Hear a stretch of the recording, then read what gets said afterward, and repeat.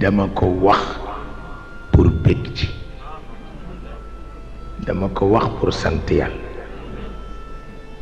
doomu sëriñ a ngi toog bu bëggul taalib.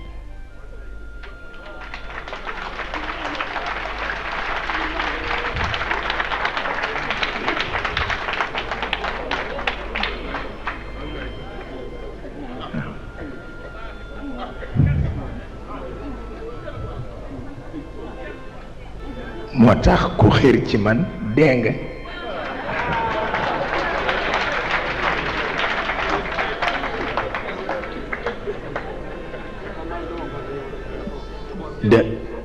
dama leen di yërëm sax wallaay, ndax bëgg nit di toog fukki at doo ko gis, waaw, te sa bëgg-bëgg di yokk, loolu ca yàlla la jóge.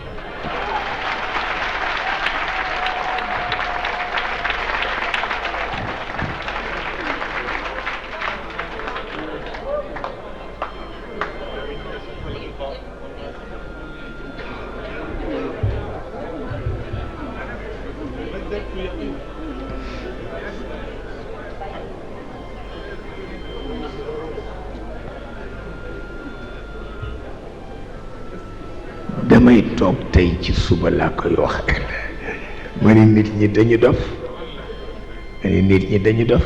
yow ki nga bëgg ñaar fukki at ngi gisuloo ko te tey nga gën a xeer ci moom, c'est que da nga dof.